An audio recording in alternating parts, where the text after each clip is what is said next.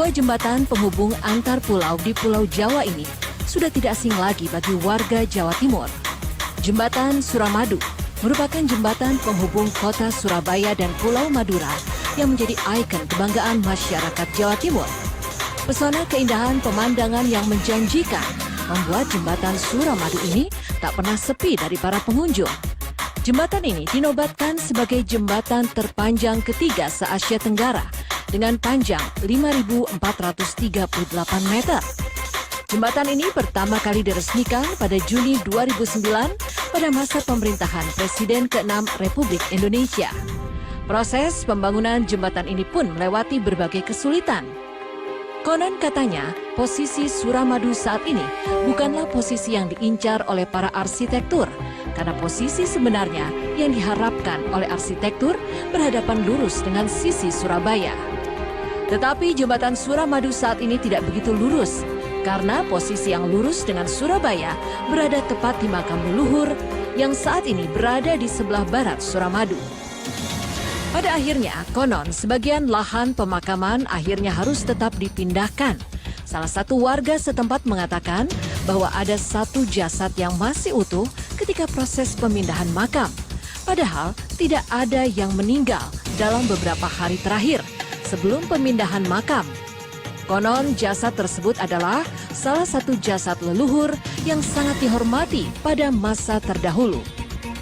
Dalam proses pembangunan jembatan ini pun menelan banyak korban jiwa. Mitosnya sejumlah 20 pekerja bangunan yang ada di sana tewas tertimbun material dan terkubur hidup-hidup.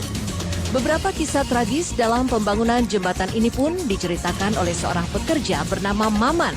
Salah satu korban yang meninggal saat pembangunan Suramadu ialah Supri. Ia dikatakan meninggal karena jatuh ke laut dan tidak memakai pelampung, sedangkan dia tidak bisa berenang. Korban lainnya bernama Toto. Ia meninggal ketika masuk ke dalam paku bumi yang dibuat sebagai penahan beton dan mayatnya pun tidak bisa dievakuasi karena sangat sulit untuk diangkat ke atas lagi. Beberapa pekerja lainnya pun ada yang mengalami peristiwa serupa. Konon, kejadian ini dikaitkan bahwa jembatan Suramadu itu memang meminta tumbal-tumbal untuk proses penggarapannya. Namun dari pihak pengembang mengatakan kejadian-kejadian tersebut adalah murni akibat kecelakaan kerja. Setelah jembatan Suramadu ini berdiri kokoh dan megahnya jembatan ini sering dijadikan lokasi untuk berfoto oleh para pengguna jalan, namun tak hanya dikenal akan keindahannya. Jembatan Suramadu ini kerap menelan korban jiwa dan kejadian-kejadian tersebut pun banyak dikaitkan oleh sosok-sosok mistis penunggu jembatan ini. Salah satu mitos yang cukup terkenal ialah adanya sesosok wanita di sekitar pintu masuk jembatan Suramadu.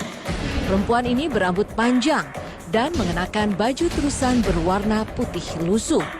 Konon, sosok ini sering dianggap banyak menyesatkan pengguna jalan, sehingga membuat pengemudi hilang fokus dan mengakibatkan kecelakaan.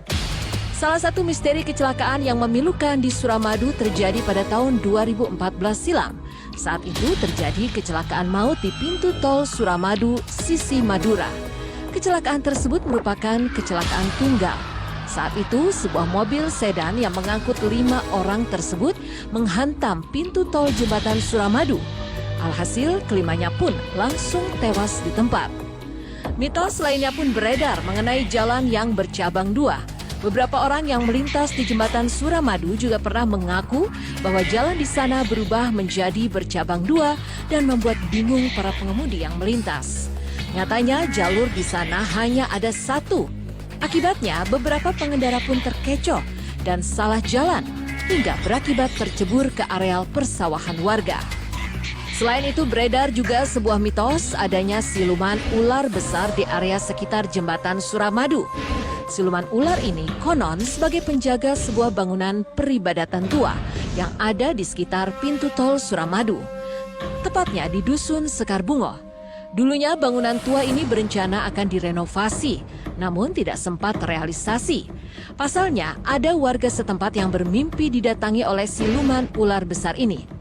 Dalam mimpi itu, sang ular mengisyaratkan agar jangan dilakukan renovasi, sehingga rencana renovasi pun dibatalkan, karena takut terjadi sesuatu hal yang tidak diinginkan. Pengalaman mistis juga pernah dialami oleh seorang warga Surabaya bernama Ibu Wiji. Saat mobil Ibu Wiji melintasi jembatan Suramadu, ia pernah melihat sosok penampakan seorang wanita berambut hitam panjang dan berbaju putih melintasi jembatan hingga membuat mobil yang ia kendarai harus berhenti tiba-tiba. Akan tetapi setelah berhenti, malah tidak ada orang yang melintasi jalan tersebut. Untuk itu disarankan bagi para pengguna jalan yang akan melintasi jembatan ini untuk selalu waspada dan banyak berdoa agar tidak diganggu. Pengalaman lainnya juga dialami oleh seorang supir minibus yang sedang membawa rombongan turis domestik. Kala itu, salah seorang rombongan yang dibawa oleh Pak Sunario mendengar suara tangisan bayi saat sedang melintasi jembatan Suramadu, sekitar waktu sore hari menjelang waktu maghrib.